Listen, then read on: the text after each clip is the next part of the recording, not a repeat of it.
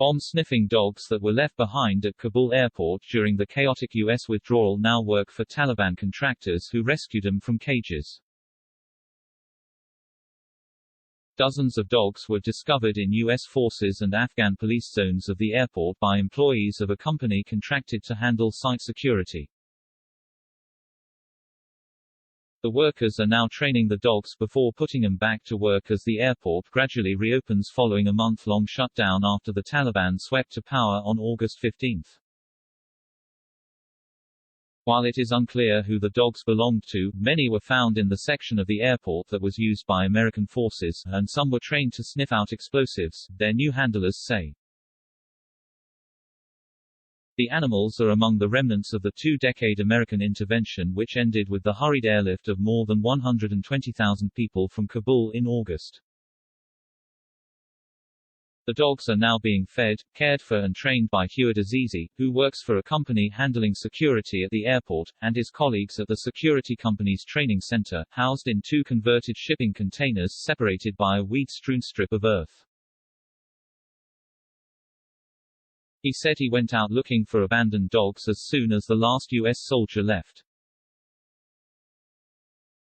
When I saw the soldiers leaving, I went to save the dogs, Azizi said at the training center, which faces hangars that were used for U.S. planes and military equipment.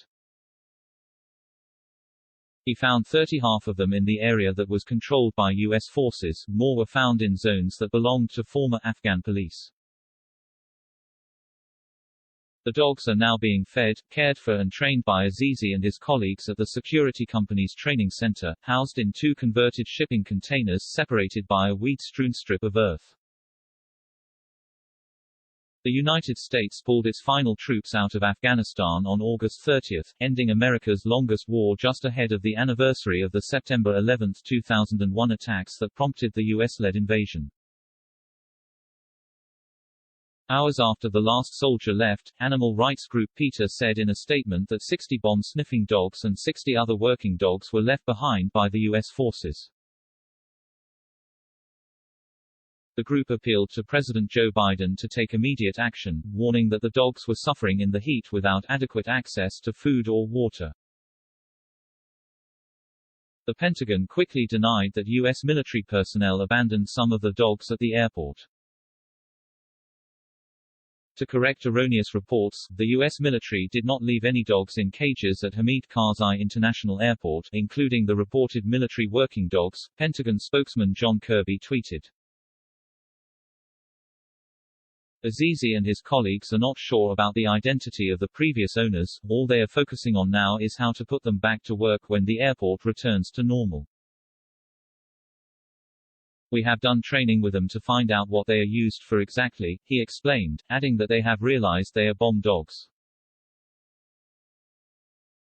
Azizi's favorite dog, Rex, a dark brown Malinois, is one of the recent discoveries. Every day, he takes Rex for a walk in a small deserted area a few meters away from 3 old Afghan Air Force planes.